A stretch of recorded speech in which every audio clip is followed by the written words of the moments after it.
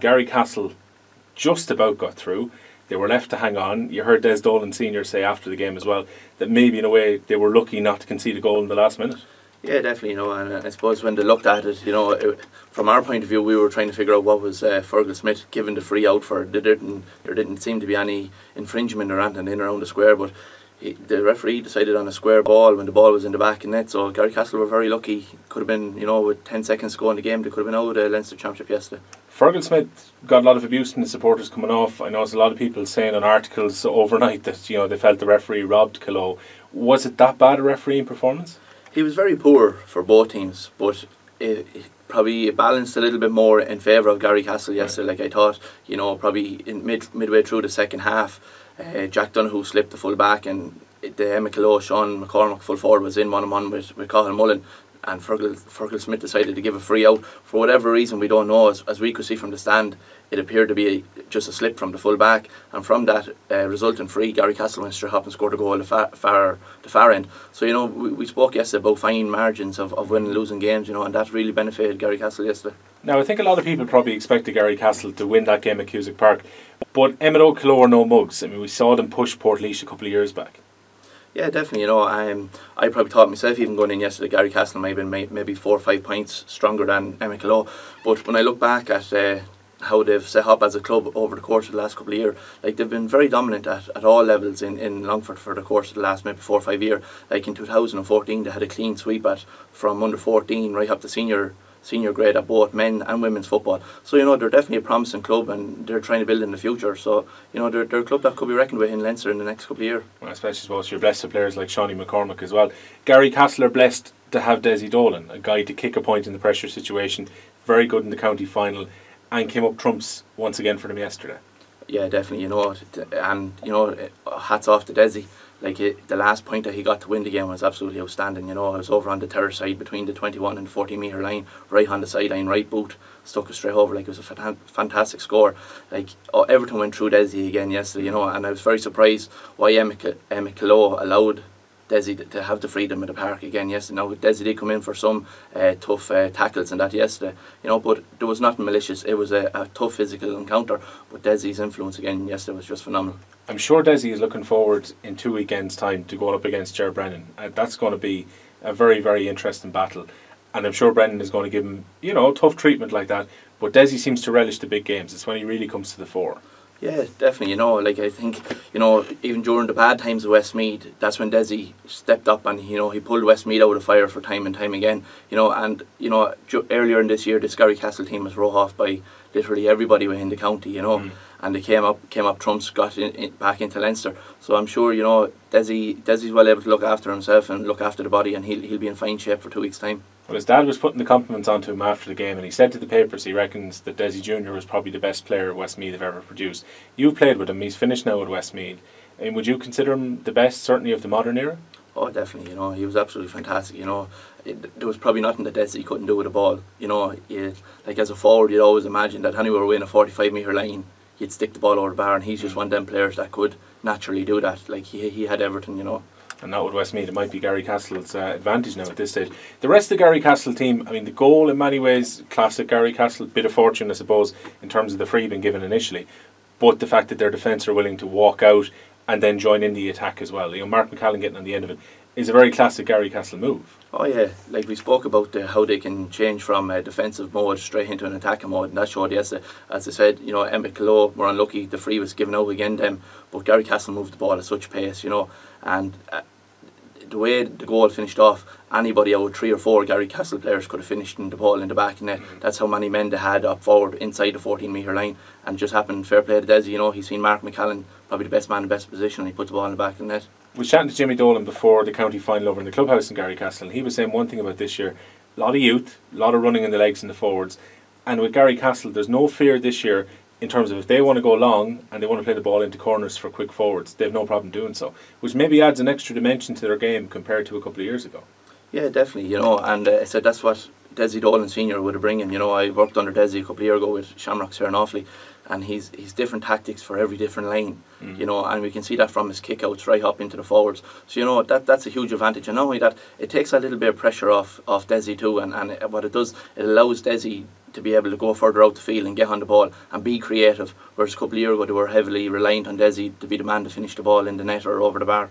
Well, it's going to be some difficult players for Garrycastle to try and keep a hold of. You know, Carty played very well against Portlaoise yesterday, but you're looking probably at the centre forward as the big match winner, Dermot Connolly.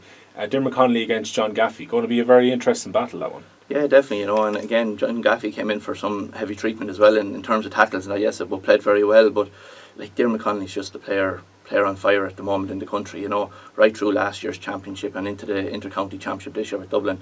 And he's continuing on, like he's very hard stopped at the minute. You know, it's going to be a hard one for John Gaffey. Yeah, I was up at the Dublin final, and even though, you know, Dermot didn't score a whole lot in the night, and, you know, the talk yesterday was he got 1 point from play, but his fingers are all over all the good plays they do. You can see his fingerprints in everything the Vincents do well. It could be Carty, it could be Mossy, it could be someone else who finishes, but generally Dermot Connolly's at the hub of every move, and he's the guy I suppose they have to shut down. Yeah, definitely. You know, he's a player that's evolved over the course of the last 2 or 3 years. You know, when he first came into Dublin, he would have been tagged on to 1 or 2 points. You know, but he would have been a real playmaker. But this is a different side of his game now, where he's beginning to get the goals and a couple of points per game. You know, and this is where probably people look, he probably didn't have as good a game because he didn't score the 1-2 or the 1-3. But what he does off the ball and how he creates and that, you know, it just makes him a phenomenal player. Oh, he's an outrageous player now. You know, in terms of totals, Portlaoise was saying earlier on, don't concede 3-11 every day. You know, it's a rarity. We did maybe have a few pointers this year that there could be problems with the way Portlaoise were starting games, like Emo, like Port Arlington, and reeling in teams like that, with no offence to them, is very different to trying to reel in St Vincent's. And again, Portlaoise were made to pay for it. I suppose that has to be a lesson for Garrycastle. They can't afford to start slowly in Parnell in 2 weekends' time. Yeah, well, Garrycastle probably were a little bit lucky yesterday. You know, they conceded a goal within the first 2 minutes yesterday, and they knocked them back for the whole entire first half. You know, they didn't really get to grips with Emmet, and that's what they're going to see again St Vincent's next week. A more physical, a more mobile team than what they even met again Emmet yesterday. So you know, they have to start good, and they'll have to shut down them open areas very, very quick. Now, Parnell Park, I suppose, is a difficult place to go. I think it's made all the more difficult in a way because it's a double header with Kilmacud Crokes playing there, the Dublin champions as well. I would expect Parnell Park is going to be nearly full for it. It's an intimidating ground to have to go and win in. Yeah, definitely. You know, it's a tight stadium, if you want to call it. You know, it's very similar to Mullingar or to Pearse Park, Longford, where the stand is right beside the pitch. So you could say that the players are in with the supporters and the supporters are in with the players. So you know, the atmosphere is going to be absolutely brilliant. But one thing that's a massive advantage to Garrycastle is that Parnell Park is a small, tight pitch as well. Yeah. You know, the same as Mullingar. You know, whereas I'd be very fearful for them if they were caught up in a wide open pitch. You know, the fact that it's small, compact, it could suit Garrycastle and keep them in the game coming into the closing stages. I often wonder as well, I know it's a very difficult semi-final draw to get away to the Dublin champions, but the flip side to that is, if they were to beat Vincent's, Garrycastle tomorrow would become the favourites for Leinster. Probably become the favourites for the All-Ireland. You know, I think at the moment St Vincent's, you know, when you see Crossmaglen Rangers going out last weekend, you know, and then St Bridget's or Roscommon going out yesterday, straight up, you know, the Dodds have been slashed on St Vincent's again after taking Portlaoise very easily yesterday.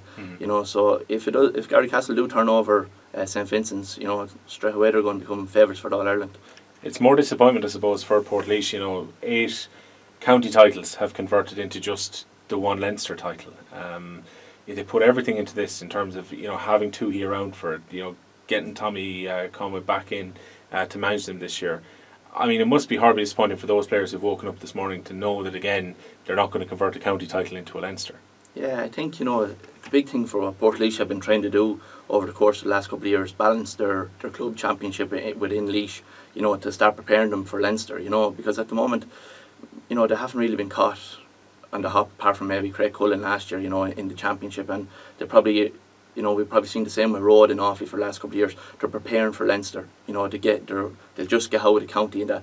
But, you know, maybe they need to prepare a little bit earlier, you know, hit the ground running rather than try to build momentum, because you don't really know what way this Leinster club draw is going to go. So maybe, you know, there's something that they need to look at. They need to be hitting the ground running in June rather than hitting it in September or that. One thing I was wondering about this morning, just thinking about it, was I wonder if it would have sort of suited Portlaoise better if Wexford had been able to field, and if they'd had to go down to Wexford Park and beat the Wexford champions before playing. Because in a way they had a long wait between games, which has never helped. But Vincent said they're Dublin final much closer to this game. Yeah, definitely. Like you lose, you can lose momentum because you don't have that many competitive games, to get challenge games and things like that. So you're dependent on what you do with training and things like that. So with Wexford not being able to field, it was definitely a disadvantage. A game for Portlaoise, going into yesterday's game would have been a massive advantage to them. Well, Rhode were able to smash in 4 goals. They played a lot of football over the last month or so.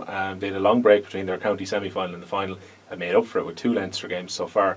It's interesting the way they're building a little bit of momentum now. And I was just listening to Pat Daly after the game. He was saying, if they get to a Leinster final, they'd have Shane Sullivan back in. Rory McNamee's coming fit again.